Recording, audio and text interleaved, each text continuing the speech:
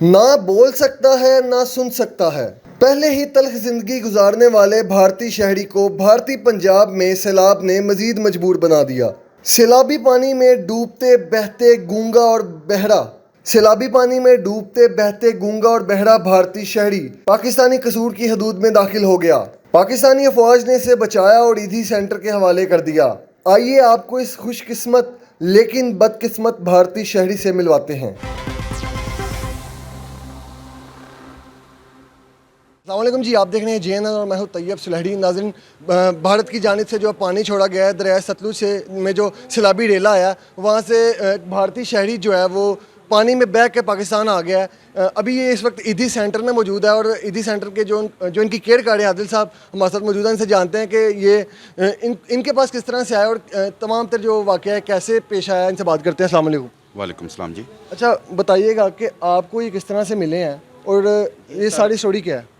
سر یہ نا ریلے میں بیٹھ کے آئے ہیں، جو ابتدائی معلومات ہیں ہمارے پاس اس کے مطابق یہ ریلے میں بیٹھ کے آئے ہیں اور یہ قصور پولیس اور کے ہاتھ لگے ہیں۔ انہوں نے اپنی انٹیروگیشن کی ہے، پھر تحفظ مرکز کو انہوں نے دیا ہے، تحفظ مرکز والوں نے ہمارے حوالے کر دیا ہے۔ یہ گونگے بہرے ہیں، یہ نہ سن سکتے ہیں نہ بول سکتے ہیں۔ اشاروں سے پتہ چلا اور اس کے ہاتھ کے ٹیٹو سے اور اس کے اشاروں سے پوچھا گیا تو پتہ چلا یہ ہندو ہے۔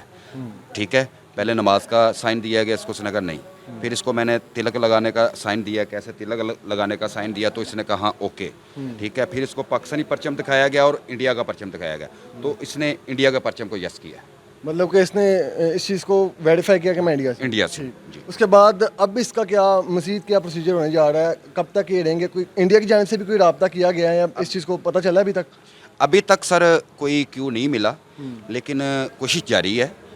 اب ہماری انتظامیہ ہے وہ کوشش کر کے مجسٹریٹ صاحب پیش بول بھی نہیں سکتے، سن بھی نہیں سکتے، تو کس طرح اپنی بات بتائیں گے اور کس طرح سے؟ ان کے پاس کوئی ڈاکومنٹ ہے؟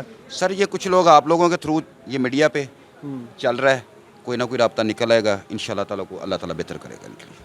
اچھا ناظرین، یہ بول نہیں سکتے ہیں، سن بھی نہیں سکتے ہیں، نہ ان کے پاس کسی قسم کا کوئی ڈاکومنٹ ہے، نہ آئی ڈی کارڈ ہے، بس اب میڈیا کے تھرو یا کسی بھی طریقے سے اگر بھارت سے کوئی انہیں دیکھ رہا ہے تو اسے ان کی اگر ویریفیکیشن ہو جاتی ہے تو انہیں ممکن ہے کہ بھارت واپس بھی بھیج دیا جائے۔